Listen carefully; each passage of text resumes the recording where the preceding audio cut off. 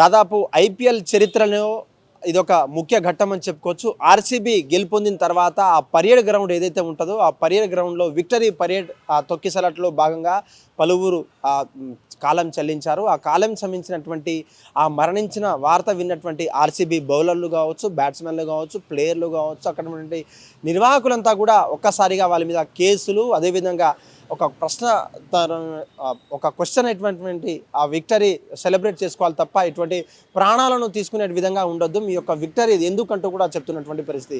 ముఖ్యంగా ఆ యొక్క విక్టరీ మీద జరిగినటువంటి తొక్కిసలాటలో పలువురు చనిపోవడం అయితే జరిగింది. ఆ చనిపోవడంలో ముఖ్యంగా కొంతమంది ఫ్యాన్స్ కావచ్చు, అక్కడ ఉన్నటువంటి వీర అభిమానులు కూడా చనిపోవడం జరిగింది. వారికి ఎక్స్గ్రేషియా కర్ణాటక ప్రభుత్వం, రాష్ట్ర ప్రభుత్వం ప్రకటించినప్పటికీ వారికి సంబంధించినటువంటి న్యూస్ అంతా కూడా ఒక్కసారిగా తొక్కిసలాటలో ఘటనలపై జరిగినటువంటి ఆ యొక్క జస్టిస్ ధర్మాసనం కూడా అనేక కీలక వ్యాఖ్యలు చేసినటువంటి చూడొచ్చు. Justice John Michael D Cunha నివేదిక కర్ణాటక రాష్ట్రాన్ని ఆమోదం పలికారు. ఇప్పటికే ఆ మంత్రివర్గం ఆమోదం తెలిపిన తర్వాత వారి మీద కఠిన చర్యలు తీసుకోవాలంటూ కూడా చెప్తున్నటువంటి పరిస్థితి.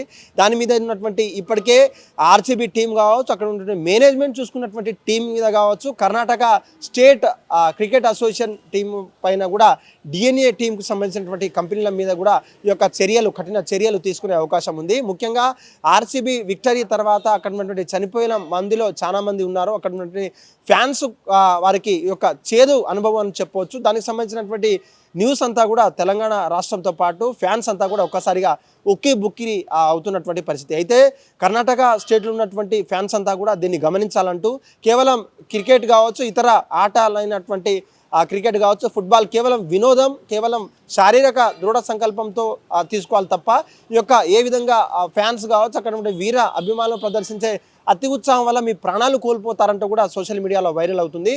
మరొక విషయం, అక్కడ నుండి వారి మీద కోర్టుకు తీర్పు ఇచ్చిన తర్వాత వారి మీద కీలకమైనటువంటి అంశాలు ఉన్నాయి. మనకి సస్పెండ్ చేస్తారా, లేకపోతే ఆర్సీబీ టీంని రద్దు చేస్తారా, లేకపోతే తాత్కాలికంగా సస్పెండ్ చేస్తారంటూ కూడా చెప్తుంది.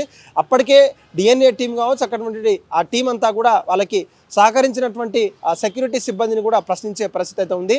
ఆ తొక్కిసలాట ఎందుకు జరిగింది, అక్కడ ఉన్నటువంటి తండోపతండాలకు వచ్చినటువంటి ప్రజలకు ఏ విధంగా సెక్యూరిటీ అరేంజ్ చేశారు, అసలు ఉన్నటువంటి బ్యారిగేడ్ తెంచుకోవడానికి కూడా ఆ రూల్స్ అండ్ రెగ్యులేషన్స్ మీరు ఎందుకు పాటించలేదంటూ కూడా వారి మీద క్వశ్చన్స్ వేసేటువంటి పరిస్థితి కనబడుతుంది.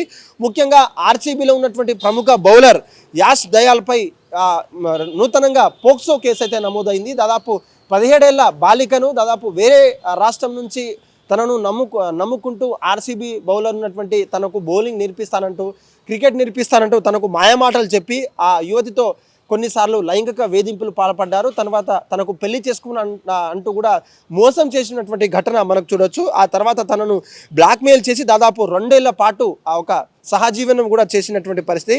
ఆ యొక్క విషయం జరిగిన తర్వాత, అనేక అత్యాచారాలు జరిగిన తర్వాత తనకు ఎవరంటూ దిక్కంటూ కూడా ఆ యొక్క పోలీసులు ఫిర్యాదు చేసినటువంటి యువతి అప్పటికే తనకు 17 ఏళ్ళు ఉండగా తన మీద పోక్సో కేసు కూడా నమోదవ్వడం అయితే జరిగింది. లైంగిక వేధింపులే కారణం అన్నట్టు కూడా ఆ యొక్క పోలీసులు ఫిర్యాదు చేసినటువంటి పరిస్థితి. అప్పటికే ఇటీవలే దాదాపు పెళ్లి చేసుకున్నట్టు ఇంట్లో పరిచయం చేసి యశ్ దయాల్పై మోసం చేశారంటూ కూడా చెప్తున్నటువంటి పరిస్థితి.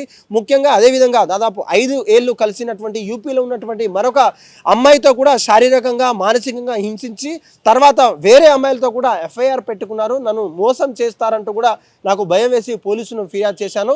నా యొక్క జీవితం, నా యొక్క సర్వస్వం, నా యొక్క ఆ క్రికెట్ తనతోనే పంచుకున్నటువంటి నేను ఈ యొక్క చేదు అనుభవం అయిన తర్వాత కేవలం ఈ యొక్క రాజ్యాంగపరమైనటువంటి హైకోర్టులు కావచ్చు, అక్కడ ఉండే పోలీసులు నాకు న్యాయం చేయాలంటూ కూడా కోర్టు మెట్లు అటు ఆ పోలీస్ స్టేషన్లో మెట్లెక్కినటువంటి యువతికి ఆ తగిన న్యాయం చేయాలంటూ కూడా అక్కడ ఉన్నటువంటి పోక్సోకు సంబంధించినటువంటి అధికారులు కావచ్చు, పోలీసు ఉన్నతాధికారులు తన మీద ఇప్పటికే పోక్సో కేసు చట్టం కింద కేసు నమోదు చేశారు. ఈ యొక్క కేసుకు సంబంధించినటువంటి పూర్తి డీటెయిల్స్ అంతా కూడా వారికి లావాదేవీలు, డబ్బులు అమౌంట్ కావచ్చు, తను ఎక్కడ కలిశారు, ఏ విధంగా కలిశారు, తనకు ఎన్ని విధాలుగా శారీరకంగా కావచ్చు, మానసికంగా ఎన్ని విధాలుగా వేధింపులు చేశారనే అనేక కోణాల్లో కూడా అడిగేటువంటి పరిస్థితి అయితే ఉన్నది. ఇప్పటికే ఆ దయాల్ ఎవరైతే ఉన్నారో కీలకంగా బౌలింగ్ చేసేటువంటి తనను ఫ్యాన్ ఫాలోయింగ్ ఎక్కువ ఉండడం వల్ల ఇటువంటి కార్యకలాపాలు చేస్తున్నారా, లేకపోతే ఆర్సీబీని కేవలం ఇదే విధంగా కొన్ని జరిగిన విక్టరీ పొందినటువంటి కొన్ని రోజుల్లో ఇదే విధంగా తన మీద పోక్సో కేసు నమోదవ్వడం, ఇటు ఆ ఆర్సీబీలలో ఫ్యాన్స్కు ఎంజాయ్ చేసే మూమెంట్లలో అలా అంతమంది చావడం, ఆ పరేడ్లో చావడం, ఇదంతా కూడా ఆర్సీబీకి కలిసి రానేటువంటి పరిస్థితి అయితే ఉంది. 2025లో కప్పు కొట్టిన తర్వాత మొట్టమొదటిసారి కప్పు కొట్టిన తర్వాత దాదాపు 18 ఏళ్ళ కళ నెరవేరిందని చెప్పేసి హ్యాపీగా ఫీల్ అవుతున్నటువంటి ఆర్సీబీ వీర అభిమానులంతా కూడా ఈ యొక్క 2 వార్తలు విన్న తర్వాత కూడా కొంచెం నిరాశగా ఉండేటువంటి పరిస్థితి అయితే మనకు కనబడతా ఉంది. ఏదైనప్పటికీ తెలంగాణ రాష్ట్రంలో ఉన్నటువంటి ఫ్యాన్స్ అంతా కూడా, కర్ణాటక రాష్ట్రంలో ఉన్నటువంటి ఫ్యాన్స్ అంతా కూడా, అటు కోహ్లీ ఫ్యాన్స్ కావచ్చు, ఆర్సీబీని నమ్ముకున్నటువంటి వీర ఫ్యాన్స్ కావచ్చు, కేవలం వాళ్ళని అభిమానించే క్రీడను మాత్రమే అభిమానించాలి, వాళ్ళలో ఉన్నటువంటి ప్రతిభను మాత్రమే అభిమానించాలి.